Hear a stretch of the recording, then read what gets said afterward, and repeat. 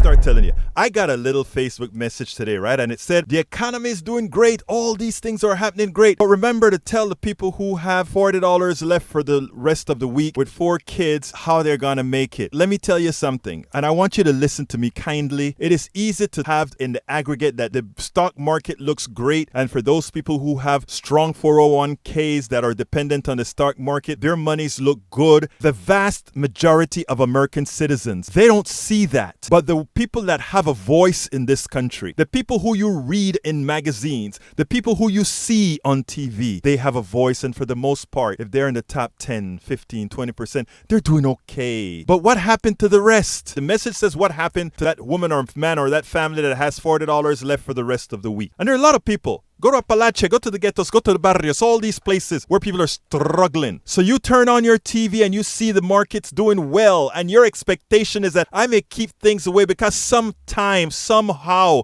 that's going to rub off on me. So I don't want to change things. The market's doing great. I don't want to make any changes because even though I'm struggling, even though I'm dying, even though my kids are starving, even though those student loans are there, things are going great. It just may rub off on me, and it just may be okay. I want to tell all of you that are listening to me right now, you're dreaming. Our problem is systemic. What does that mean? That small word that has big meanings. It is systemic. It is a design of a system that will screw you because it depends on you being broke for that small amount that are doing well to do well, because it's one pot. It is one pie growing at a certain rate. And if they are growing greater than you are growing, you can never catch up. The expectation that you have that sometime, maybe this good economy is going to rub off on you, it's a lie. Here's the deal. Lee Grant just put on my message, stock market 28,000, unemployment low. I want to remind my brother Lee Grant on the internet of one thing. Supply and demand states, in a system dependent on scarcity, where there's scarcity, prices go up for that item that is scarce. If unemployment is really, really low, it means employees are really scarce. And if employees are really scarce, it means that wages should be going up much faster than they're going up right now. And if wages are going up much faster than they're going up, now that the stock market for the people who have stocks are going through the roof, the average person that is working would be doing much better and wouldn't have to depend on $40 to get them through the rest of the week. So anytime somebody tells you the stock market is doing great and unemployment is low, say yes. Alexandria Ocasio-Cortez was right. She was wrong in a little bit of the calculations, but she was right. Unemployment is low, and it is true. There are people with 3 and 4 jobs and they still can't take care of their families because the wages are so low. If there's a scarcity in employment, how comes the wages are not going up commensurate with the employment rate? It's a rigged system. It's a system that instills fear in you that you can never ever catch up. And if you ever complain and ask for more, they throw you out the door and they bring something else. Folks, it's a rigged system that you can change. And you can only change it with progressive values. You can only change it where you have an economy that is based on people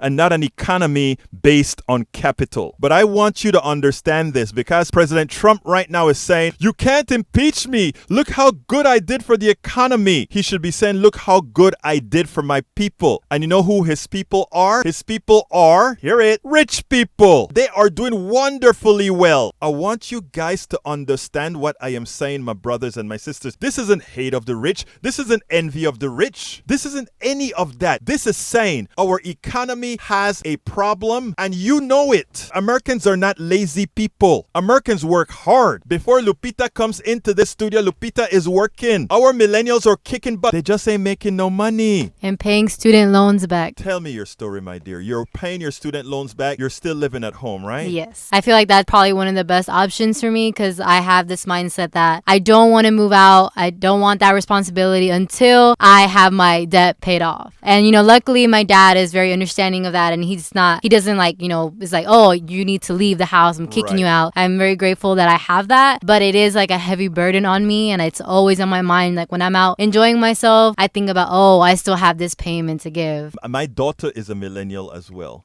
It's a responsibility that says, my God, We have to educate people to let them understand what we have done to this generation that was not done to the previous generations. And people get mad. Oh, you're ageist. You're being ageist. Or no, that's not what I'm doing. I'm saying we can fix the problem now. Let's fix the problem. Don't call it a lefty or on the fringe. Say, let's fix the problem. Lee Grant is still harassing by saying, oh, but the wage growth is 3.8%. I'm going to give a wage growth of $1,000. But that wage growth is $900 for one person and $100 for the other 9 people. The wage growth is still 3.8%. But the greater amount of that percentage doesn't go to the average American citizen. Stop trying to defend, my brother, a system that has failed. Let's be honest. Until we are honest, we will not fix the problem. Until we are honest, those boomers and those older Gen Xers who have these wonderful millennials still living at home. Yeah, and that's why I know there's like this common like report that says millennials aren't buying houses, they're not having kids. Right. But because a lot of people, I mean, I know I feel like I don't want to have that responsibility on my plate until I am debt free. I can't even imagine like with the little money that I make now and the payment that I have to give to raise a child. Like that is impossible. I can't. And Lupita, and that's what we're saying. If we were to do things right, we could boom this economy if we put the money into the hands of the people. Some people say, well, why were you so irresponsible to take out big loans to go to special schools? Because that's what they ask you to do. Mm-hmm. That's what we asked you kids and to do. I did what I could. I applied for scholarships, Yes. but it's very, very hard. Even though I felt like I had the credentials, I was ranked 30 in my class out of 400 something students. I was top 10%. I was involved in school activities. I did all I could do, but it's just very competitive to get scholarships. And, you know, even going to UH and going to a local school and living at home and not paying housing, you know, tuition is still expensive. So even with that, I still had to take loans out. I did get grants, but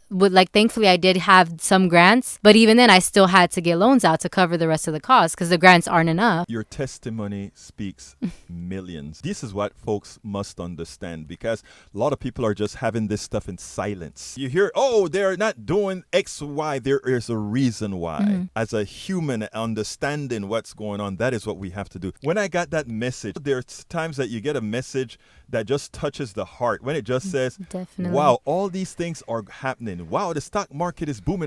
And you see all these great things. And then you say, but look at all these people you know. Some of them you know personally.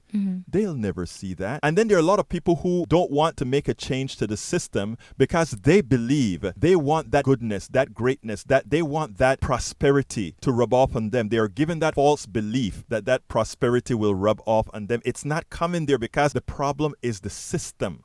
And that's what I'm trying to get over to people. It's the system that is bad. It is the system that does it.